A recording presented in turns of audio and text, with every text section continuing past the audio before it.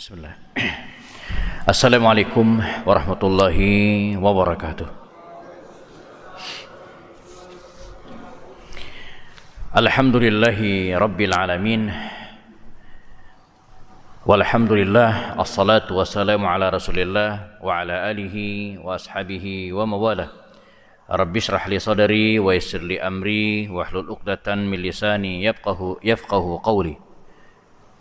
Para jamaah salat Maghrib jelang Isya rahimakumullah, kita bersyukur kepada Allah SWT pada hari ini setelah 2 bulan ya kita tidak bertemu ya. Bulan lalu saya berhalangan masih berada di Tanah Suci, dan kemarin lusa sempat chatting dengan Pak Imam juga masih berada di Yordania ya, baru balik dari Al-Aqsa, sehingga kemarin Jumat mestinya saya khutbah di sini ya. Namun baru mendarat di Soekarno-Hatta pukul 13.45. Jadi enggak keburu ya. Jadi setelah 10 harian yang melakukan safar perjalanan, 2 hari di perjalanan, 5 hari di Yordania dan 3 hari di Al-Aqsa ya. Rencananya di Al-Aqsa itu 4 hari, Ahad, Senin, Selasa, Rabu ya, rencananya. Namun qadarullah di hari Rabu itu ya, tanggal 1 Oktober itu adalah hari besarnya orang-orang Yahudi yang disebut dengan hari Yom Kippur, hari pertaubatan ya. Tanggal 1, tanggal 2 Oktober mereka mengclose semua aktivitas, menutup imigrasi ya, sehingga dia khawatirkan tidak bisa keluar, maka kami meninggalkan Al-Aqsa di hari Selasanya, Selasa siang ya. Yom Kippur ya, hari pertaubatan di mana mereka berpuasa 25 jam ya, jadi ngalahin kita ya. Jadi kalau kita 12-13 jam ya, mereka berpuasa lebih dari sehari semalam, 25 jam. Di hari itu mereka menutup aktivitas, semua aktivitas, berhenti semua ya. Ini hari besar Aid ya bagi orang-orang Yahudi dan termasuk di daerah Al-Aqsa. Ya, disebut dengan Yaum Kippur ya. Nah, berkat doa jamaah sekalian ya, alhamdulillah kembali tiba ke tanah air dengan selamat, alhamdulillah, dan hari ini bisa kembali membersamai jamaah di Masjid Al-Hidayah ini, alhamdulillah ya. Oke, baik. Sekitar 30 menitan ke depan jelang waktu Isya, kita akan meneruskan telaah dan analisa sirat sahabat, sejarah hidup para sahabat Rasulullah. Ini menyusul ya, menyempurnakan kajian-kajian kita sebelumnya. Bagi jamaah yang sudah ikut kajian ini sejak sebelum pandemi ya, kita fokus pada pembahasan sirah an-nabawiyah, sejarah hidup baginda Rasul dari lahir sampai beliau wafat. Udah tuntas 30 episode. Kita juga sudah bahas 3 al-khulafa ar-rasyidun, Abu Bakar, Umar, Utsman. Udah beres. Ya. Dan 2 bulan lalu di awal Agustus ya, kita ketemu dan sudah membahas sosok Ali bin Abi Thalib radhiyallahu anhu pada fase kehidupan beliau di era Makkiyah. Nah, kita sudah ceritakan siapakah Ali bin Abi Thalib, hubungannya dengan Rasulullah SAW, lalu bagaimana proses keislaman ya, dari Ali bin Abi Thalib ini sampai beliau hijrah ke Madinah Al-Munawwarah. Ya. Nah, karena itu pada hari ini kita akan bahas peran dan kontribusi Sayyidina Ali bin Abi Thalib ba'dal hijrah, setelah beliau hijrah ke Madinah Al-Munawwarah. Ini pertemuan yang kedua tentang Ali bin Abi Thalib. Setelah itu nanti kita akan bahas peran Ali di masa Al-Khulafa Ar-Rasyidun, Abu Bakar, Umar dan Utsman. Setelah itu nanti kita akan bahas peran Ali di masa kekhalifahannya. Nah, mungkin butuh 3 atau 4 kali pertemuan tentang sosok Ali bin Abi Thalib ini. Ya, jadi kita uraikan dengan detail. Baik.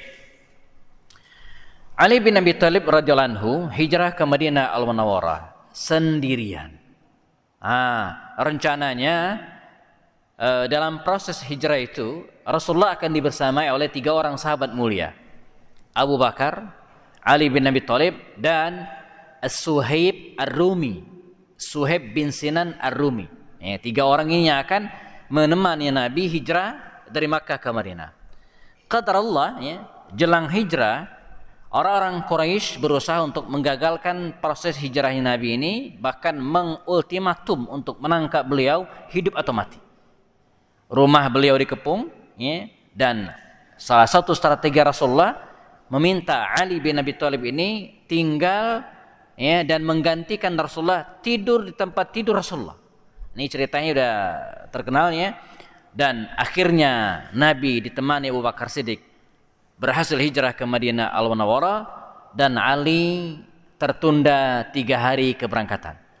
Ya, jadi Nabi sudah berangkat 3 hari lebih dulu ya, dan Ali bin Abi Thalib baru berkemas meninggalkan Makkah melakukan perjalanan hijrah sendirian. Ya, menyusul Rasulullah dan ketemulah Ali bin Abi Thalib dengan Rasulullah dan kaum muslimin di Quba. Di Quba ya, sekitar 3 atau 4 mil dari kota Madinah ya. Dan setelah itu ya, Ali bin Abi Thalib pun membersamai Nabi ya, masuk ke Madinah ya, masuk ke Madinah Al-Munawwarah dan bergabung dengan kaum muslimin yang sudah hijrah sebelumnya. Nah, ini salah satu bukti ya tentang keberanian seorang Ali.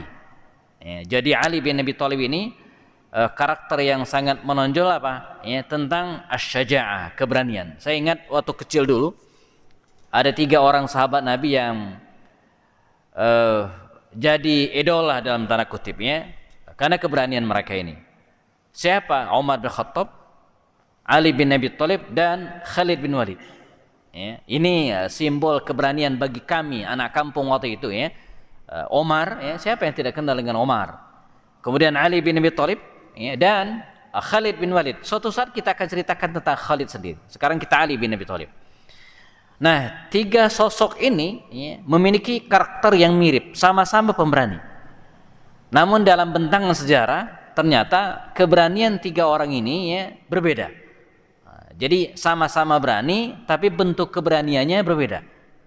Kata Abbas Mahmud Al-Aqad dalam serial Sahabat Nabi, saya punya koleksi buku, ada 12 buku ya tentang serial Sahabat Nabi ini yang judulnya mirip.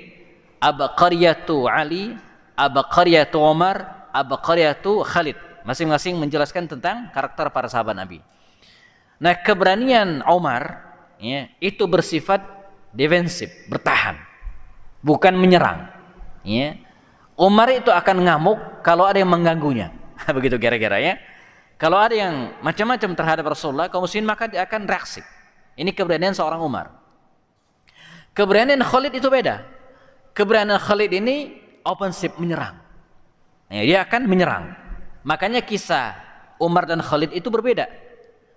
Umar tak pernah nyaris menjadi panglima perang dan Khalid menjadi panglima perang. Ya, karena keberanian yang berbeda. Nah, adapun Ali, ini keberanian seorang militer di medan jihad, di medan peperangan. Maka nanti kita akan lihat dalam serial peperangan jamaah ya, dari perang Badar, Uhud, Khandaq, Khaybar dan seterusnya ya. Ali bin Abi Thalib ini selalu berada di depan. Ya, fisiknya tidak sebesar Umar, tidak setinggi Khalid, ya, mirip-mirip Rasulullah gitu kan. Tapi kekuatan fisiknya gitu kan, kemampuan tarungnya itu lebih dari yang lain. Kita akan lihat satu persatu nanti gitu ya. Oke, baik. Nah, ini Ali. Nah, Ali bin Abi Thalib ya masuk ke Madinah Al-Munawwarah dan peristiwa pun bergulir. Di antaranya adalah terjadi perang Badar ya. Nah, kita akan lihat bagaimana peran seorang Ali bin Abi Thalib dalam perang terkenal ini, perang Badar. Ramadan ya, tahun kedua Hijriah, antara 313 kaum muslimin yang melawan tidak kurang dari 1000 kafir Quraisy ya. Dan dalam peperangan ini ya, kita lihat bagaimana Ali memenangkan pertandingan ya, mubarazah ya. Jadi tradisi waktu itu jamaah, sebelum perang berlangsung ya, ini pasukan, ini pasukan. Nah, sebelum perang massal berkecamuk, jadi dulu perangnya betul-betul ksatria, betul-betul gentleman, berhadapan, enggak seperti sekarang. Nah, kalau sekarang ya perang di Palestina itu menurut saya enggak gentleman gitu ya. Di mana Israel membombardir Gaza bisa-bisanya dan setelah itu baru kemudian mereka masuk ya. Nah, dulu kan enggak secanggih seperti sekarang ya, sarana dan alat peperangan. Maka perangnya betul-betul fisik. Dia betul-betul mengandalkan kekuatan fisik. Nah, sebelum perang berlangsung ada tradisi yang disebut dengan mubarazah. Nah, mubarazah itu adalah perang tanding satu lawan satu. Kafir Quraisy ya, memajukan gitu kan, menawarkan 3 orang tokohnya, Utbah bin Rabi'ah, Syaibah bin Rabi'ah, dan Walid bin Utbah. Ya, satu keluarga dari kabilah Bani Umayyah. Utbah bin Rabi'ah dan saudaranya Syaibah bin Rabi'ah dan Walid bin Utbah menantang kaum muslimin. Ya, mulanya Rasulullah akan nyuruh sahabat Ansar, namun mereka menolak. Kata Utbah, ya Muhammad, ya, datangkan dari keluargamu. Maka Rasul SAW segera memanggil 3 orang sahabat Nabi ini, yaitu Ubaidah bin Harith, Hamzah bin Abdul Muttalib, dan Ali bin Abi Thalib. Ya, Ubaidah bin Harith sepupu Rasulullah melawan Utbah bin Rabi'ah, Hamzah paman Rasulullah melawan Syaibah bin Rabi'ah, dan Ali bin Abi Thalib melawan Walid bin Utbah bin Rabi'ah. Skors 2-1. Ya, Ubaidah bin Harith, ya, luka parah kakinya ditebas pedang Utbah bin Rabi'ah, dan tak lama setelah itu beliau meninggal dunia. Maka kalau dalam perang Uhud pahlawannya adalah Hamzah, dalam perang Badar ini pahlawan adalah Ubaidah bin Harith. Kalau kita pergi ke Badar hari ini ya, akan ada semacam plakat begitu kira-kira ya, memorizing ya, syuhada Badar ya. Ada 14 syuhada Badar, yang paling atas itu tertulis Ubaidah bin Harith. Dia tewas tak lama setelah perang Badar ini akibat ya, tebasan pedang Utbah bin Rabi'ah. Adapun Hamzah berhasil membunuh lawannya Syaibah, dan Ali bin Abi Thalib berhasil membunuh Walid bin Utbah bin Rabi'ah. Kemudian baru terjadi perang massal. Inilah peran seorang Ali dalam perang Badar ya. Dia ikut memenangkan mubarazah, pertandingan antara kaum muslimin dan kafir Quraisy sebelum perang berlangsung ya. Perang Uhud. Setahun kemudian jamaah terjadilah perang Uhud. Kalau perang Badar itu Ramadan 2 Hijriah. Perang Uhud ini terjadi Syawal 3 Hijriah. Dan ini berkelanjutan.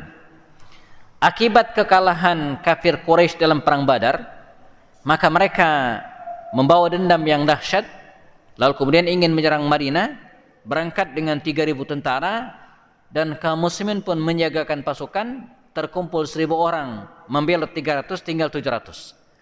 Maka bertemulah 700 kaum muslimin melawan 3.000 tentara kafir Quraisy di Uhud. Perang massal pun berlangsung, dan Ali bin Abi Thalib bergabung dalam perang tersebut dan berada di pasukan paling depan. Perang Uhud 3 babak. Babak pertama kaum muslimin menang, mendesak lawan, dan hampir musuh lari tunggang langgang meninggalkan peperangan. Namun ya, di tengah puncak jelang kemenangan itu, pasukan pemanah yang ditempatkan Nabi di atas bukit Rumat lalai dengan pesan Nabi. Nabi berpesan, jangan turun dari bukit ini sebelum mendapatkan informasi dari saya. Namun mereka lupa. Mereka mengira perang udah usai.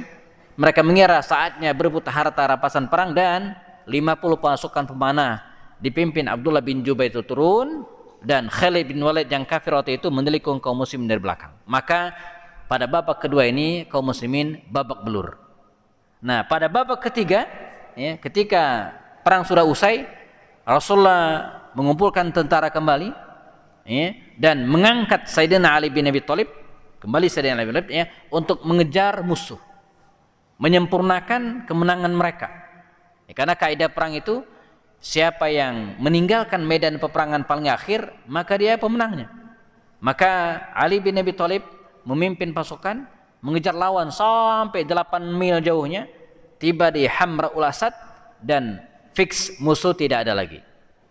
Karena itu para ulama mengatakan ending dari perang Uhud itu ya, kemenangan dipegang oleh kaum muslimin. Maka saya pernah nulis buku judulnya Belajar dari Perang Uhud, judul kecilnya. Judul besarnya mengubah kekalahan menjadi kemenangan.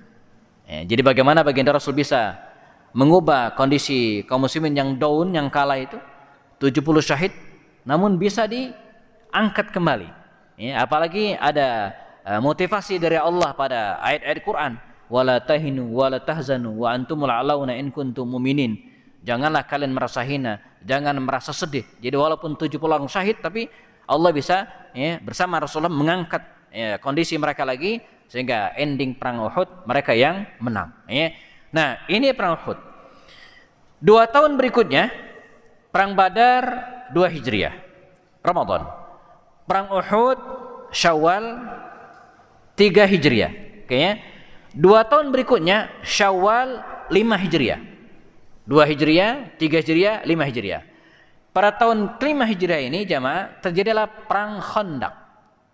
Bagaimana peran Ali bin Abi Thalib dalam perang Khandaq ini? Perang Khandaq ini perang yang besar dan paling lama di antara 3 perang atau di antara 2 perang sebelumnya. Belum puas dengan prestasi mereka dalam perang Uhud, ditambah lagi dengan provokasi dari orang-orang Yahudi yang terusir dari Madinah yang berada di Khaybar, maka kafir Quraisy menggalang kekuatan, terkumpullah 10.000 tentara berangkat ke Madinah untuk menggempur kaum muslimin. Nah, mengantisipasi serangan ini atas usul Salman Al-Farisi, kaum muslimin membuat benteng pertahanan yang unik, tak dikenal oleh bangsa Arab sebelumnya. Usul yang dikemukakan oleh Salman Al-Farisi yang mengatakan, kunna bi ardi Faris. Saya punya pengalaman, kata Salman, kami di negeri Persia, idza husyirna, kalau kami dikepung musuh, khandaqna, kami gali parit. Strategi ini yang digunakan Nabi, maka bagian utara Madinah digali oleh kaum muslimin, membentuk parit sedalam tidak kurang dari 5 meter dengan lebar yang sama dan panjangnya tidak kurang dari 2,5 atau 3 kilometer. Membenting Madinah dari arah utara. Sementara bagian selatan tak perlu dibentengi karena ini ada benteng-benteng Yahudi Bani Quraiza. Di arah timur tidak perlu dibentengin, karena bagian ini terdiri dari kebun-kebun kurma milik penduduknya yang dipagari dengan ketat, dan bagian barat tak perlu dibentengi karena ini adalah Harrah Waqim, bukit tinggi besar hitam, terjal, musuh tidak mungkin menyerang dari sini. Maka cukuplah membenting Madinah itu dari bagian utara saja dengan parit. 25 hari lamanya kafir Quraisy dan sekutu mengepung Madinah dan gagal. Mereka tak bisa masuk karena parit tersebut belum lagi dijaga oleh kaum muslimin. Namun di antara upaya tersebut ternyata ada yang berhasil. Amr bin Abdul Wud, salah seorang jagoan Quraisy yang ditakuti waktu itu, berhasil bikin jembatan, Pak. Bikin jembatan bersama dengan sekian belas anak buahnya yang mengendarai kuda. Mereka berhasil masuk ke Madinah. Ini bahaya yang sangat besar kalaulah Amr bin Abdul Wud ini bisa masuk dan mengalahkan kaum muslimin, maka di belakangnya akan muncul, akan menyusul pasukan lainnya dan mengalahkan kaum muslimin. Ini titik yang paling kritis dalam perang Uhud, dalam perang Khandaq ini. Amr bin Abdul Wud di belakangnya ada sekian belas tentara, segera petantang patenteng begitu kira-kira di hadapan kaum muslimin yang menghadangnya. Ini barisan kaum muslimin yang menghadang, dia berada di sini. Kata dia teriak, kata Amr bin Abdul Wud, ini jagoan Quraisy yang ditakuti waktu itu. Apa kata dia? Hal min mubariz. Hal min mubariz. Kalau bahasa Betawinya kira-kira maknanya adalah ada yang mau ngelawan gue enggak katanya. Hal min mubariz. Ada yang mau ngelawan saya enggak katanya. Nah, para sahabat yang berjejer di hadapannya, di situ ada Rasul juga tak satu pun bergerak. Karena belum ada instruksi dari Nabi. Dan yang kedua, ini yang di depannya bukan orang main-main, ini bukan orang sembarangan gitu ini jagoan. Ini bukan berarti takut, tapi harus penuh perhitungan. Adalah Ali yang berdiri di samping Rasulullah, memberikan isyarat kepada Rasul. Kata Ali, ya Rasul, tunjuk saya. Tunjuk saya. Kata Rasul, ya Ali, huwa Amr, itu Amr, hati-hati. Dua kali Ali memberikan isyarat dan dua kali Nabi mengingatkan bahwa di hadapannya jangan anggap sepele. Huwa Amr bin Abdul Wud. Ya. Dan pada kali ketiga kata Rasul, "Qum, bangunnya Ali." Maka Ali segera maju, ya, siap dengan senjata pedang Zulfikarnya yang terkenal itu yang bercabang dua ujung. Ya. Di hadapannya adalah Amr bin Abdul Wud yang masih duduk di atas hewan tunggangannya, kuda. Ya. Begitu menghadapi Amr bin Abdul Wud, kata Ali bin Abi Thalib, "Ya Amr, saya lawanmu. Ya, ana ubarizuka. Saya akan melawanmu." Kata Amr bin Abdul Wud kala itu, "Man anta? Siapa engkau?" Wallahu alam, ya, apakah dia memang tidak mengenal Ali atau ini adalah kalimat cemoohan. Ya. Kira-kira kalau kita terjemahkan, man anta itu terjemahannya begini, siapa lu? Kira-kira siapa lu? Ya. Kata Ali, ana Ali. Ali ibn Abi Thalib. Seorang anak muda yang usianya kita hitung. Usia Ali waktu itu berapa? Ketika Nabi dapat wahyu usia Ali 8 tahun. Ditambah 13 tahun era Makkiyah, 8 tambah 13 21. Oke. Dan perang ini 5 Hijriah, 21 tambah 5, 26 tahun. Nah, jadi usia Ali waktu itu kira-kira 26 tahun. Sementara ini lawannya udah senior dan 40 tahunan, udah puncak gagah. Maka wajar kalau kemudian Amr ini mengejek Ali, "Man anta?" Siapa lu? Kata Ali bin Abi Thalib, "Ana Ali." Ali ibn Abi Thalib. Ketawa itu Amr bin Abdul Wud, Pak. Ketawa dia. Apa kata dia? Minggir. "Ana la uridu an aqtulak." Saya tidak ingin bunuh anak kecil. Cari yang lain. Cari paman, maju pamanmu yang lain, jangan engkau, ya. Dibilang ini anak kecil, ya.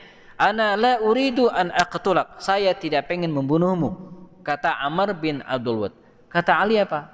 "Walakinni uridu an aqtulak." Tapi saya pengen membunuhmu. Kini kata Ali bin Abi Thalib. Maka emosi, ya, Amr bin Abdul Wud ini jamaah dia loncat dari kudanya. Dia buka pedang yang sangat tajam itu. Sekali tebas, ya, dua kaki depan kudanya putus. Dia menebaskan pedangnya ke kudanya sendiri. Ini untuk menggertak lawan dan menunjukkan betapa tajam pedang milik Amr bin Abdul Wud. Dia ingin menggentarkan Sayyidina Ali bin Abi Thalib, seorang anak muda di hadapannya.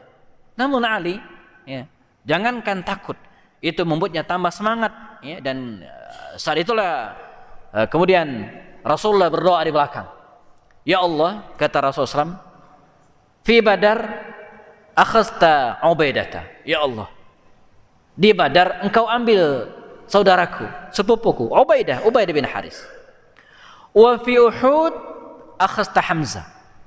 Dan perang Uhud engkau ambil Hamzah. Janganlah dalam perang Khandaq ini engkau ambil sepupuku Ali.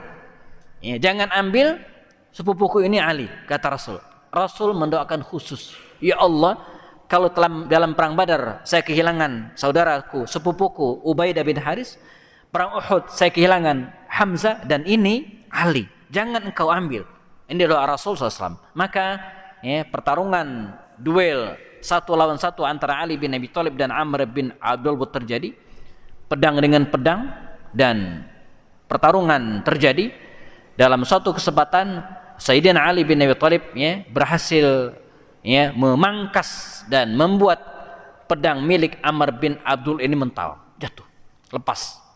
Dan seketika juga Ali mendesak musuhnya, Amr bin Abdul Wud terkapar, dan pedang Ali segera menusuk leher Amr bin Abdul Wud. Tinggal tusuk aja, Pak. Dalam kondisi tersebut Ali tetap menjalankan perintahnya. Kata dia, "Ya Amr, ya, usika, saya berwasiat kepadamu. Ad'uka bid'ayatillah. Ad'uka bid'ayatil Islam." Saya mengajakmu masuk Islam. Ya, saya memberikan tawaran terakhir kepadamu. Jadi Ali tidak langsung membunuhnya, Pak. Diberikan peluang, diberikan kesempatan, barangkali ini orang mau bertaubat. Tapi justru Amr bin Abdul Wud bukannya menerima kesempatan taubat tersebut, dia malah ngeludahin Ali. Diludahin. Kira-kira Pak, kalau kita seperti Ali, dalam kondisi Ali bin Abi Thalib, nih, ini musuh nih, udah tergeletak, pedang kita udah di lehernya, terus orang ini ngeludahin kita, kira-kira kita apain Pak? Langsung ditusuk gitu kan, itu kita. Tapi Ali tidak. Ali menarik pedangnya, menghela nafas dalam-dalam dan beristighfar. Ya, setelah tenang kondisinya, sebelum musuhnya bangkit, maka dia tuntaskan tugasnya, memenggal leher Amr bin Abdul Wud. Nah, belakangan ada yang nanya, ya Ali, tadi kami lihat engkau ya, menusukkan pedang di leher dan kemudian ditarik lagi, ada apa? Kata Ali, ya, karena dia ngeludahin saya. Nah, saya khawatir ya, ketika dia ngeludahin saya, kemudian saya bunuh, motivasi saya membunuhnya bukan karena Allah, tapi karena dia ngeludahin saya. Itu menciderai keikhlasan kepada Allah SWT. Jadi demikianlah karakter seorang Ali jamaah. Dia tidak ingin membunuh ya, bukan karena Allah. Dia tidak ingin menyelesaikan lawannya dengan motif-motif dan niat yang lain. Dia betul-betul pengen karena Allah SWT. Bahkan berperang pun karena Allah SWT. Nah, ini kiprah bin Ali bin Abi Thalib dalam perang ini jamaah. Dia menyelamatkan kondisi kritis kaum muslimin.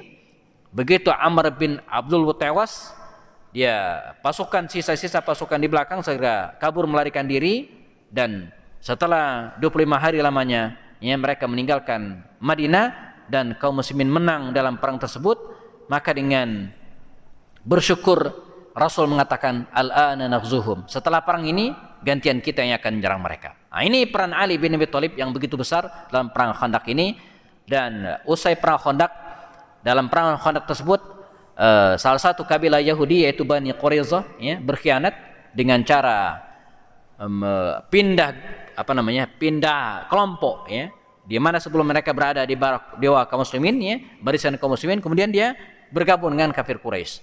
Maka usai peperangan, Rasulullah segera membentuk pasukan ya. Pada hari itu Nabi mengumumkan, kata Rasul, kita tidak boleh menunda waktu. Urusan dengan Yahudi Bani Quraidah yang mengkhianati dalam perang Khandaq sebelumnya harus segera selesaikan. Maka dibentuklah pasukan kecil dengan sabda Nabi mengatakan, ya Ali, kembali Ali dipimpin oleh Ali, Anda pimpin pasukan kecil ini berangkat ke Bani Quraidah. Berangkat duluan. Saya bersama dengan yang lainnya akan menyusul. Maka berangkatlah Ali bin Abi Thalib menuju bagian selatan kota Madinah Al-Munawwarah, dan dikepunglah Yahudi Bani Quraidah ini.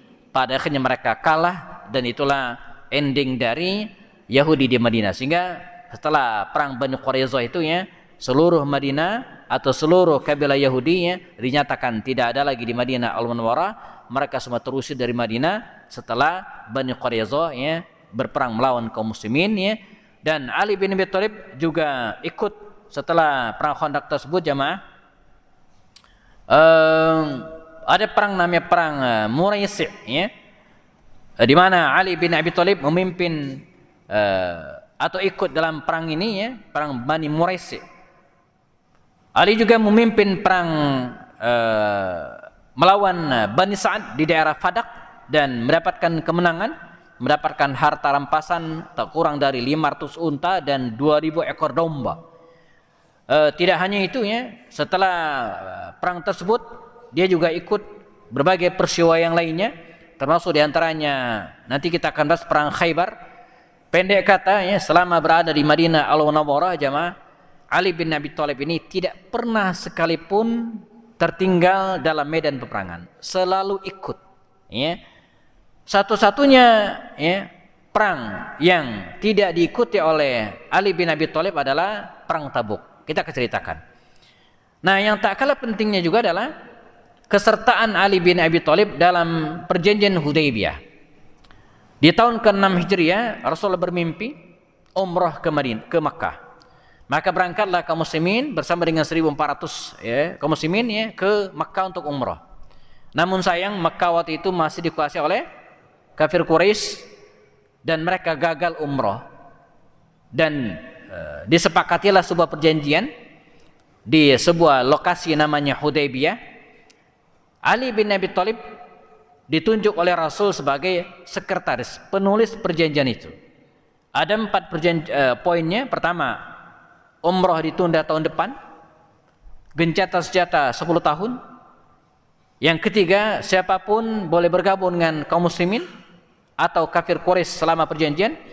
Dan yang keempat, jika ada orang Madinah yang ke Mekah, maka dia ditahan di Mekah, tak boleh dikembalikan. Dan jika ada orang Mekah ke Madinah, dia harus kembalikan. Nah, inilah inti dari perjanjian ini ya. Dan Ali memegang peranan yang sangat penting dalam perjanjian ini karena dialah yang ditunjuk oleh Rasul untuk menjadi sekretarisnya. Sementara dari pihak kafir Quraisy diwakili oleh Suhail bin Amr ya. Setelah perjanjian Hudaybiyah di tahun ke-7 Hijriah sesuai dengan isi perjanjian Hudaybiyah, mereka umrah. Rasulullah berangkat bersama dengan 2000 kaum muslimin ya, menuju ke Makkah dan melaksanakan umrah. Ali pun ikut.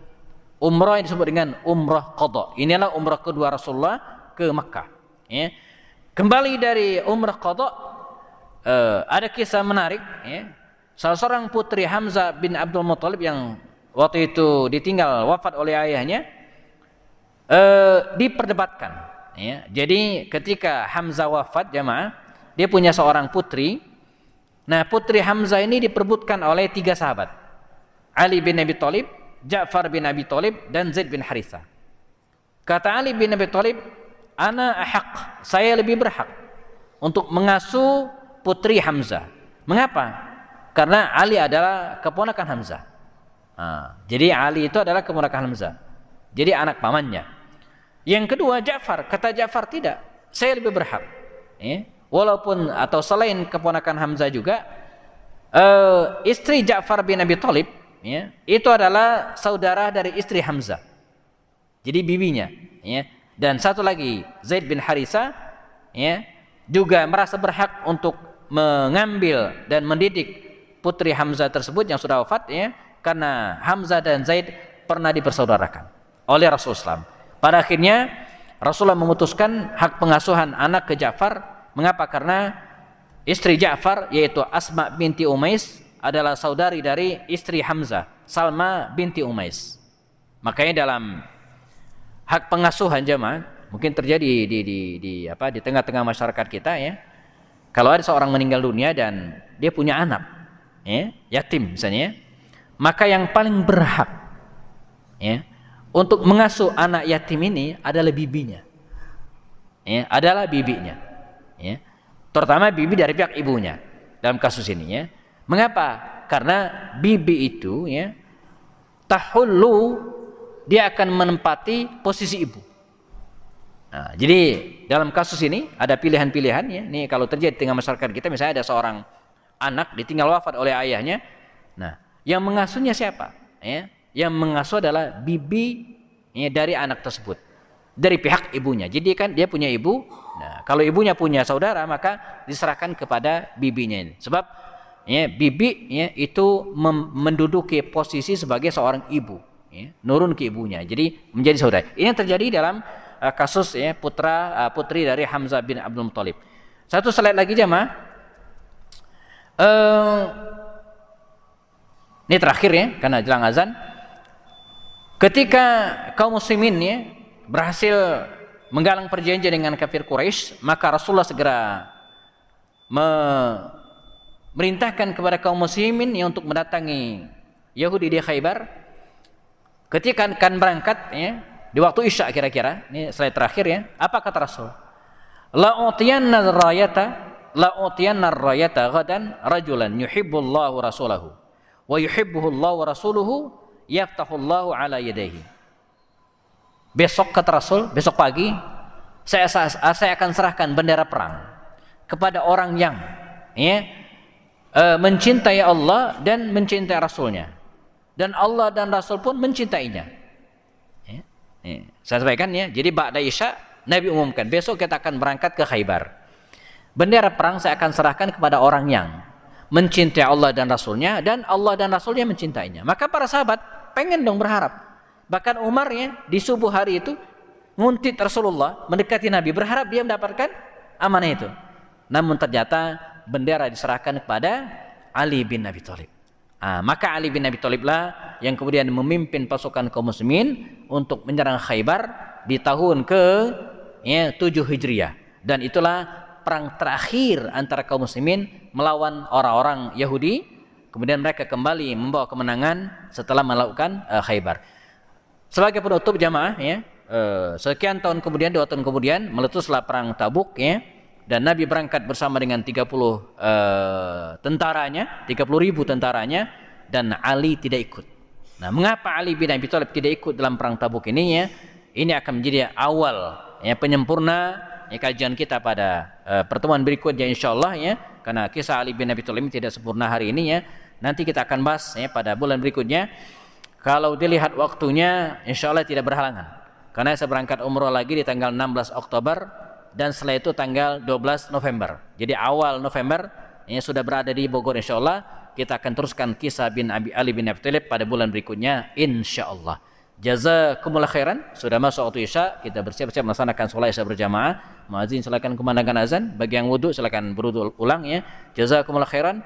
Kita sempurnakan dengan kafarat majlis. Subhanakallahumma bihamdika asyhadu an la ilaha illa anta astaghfiruka wa atubu ilaik. Assalamualaikum warahmatullahi wabarakatuh.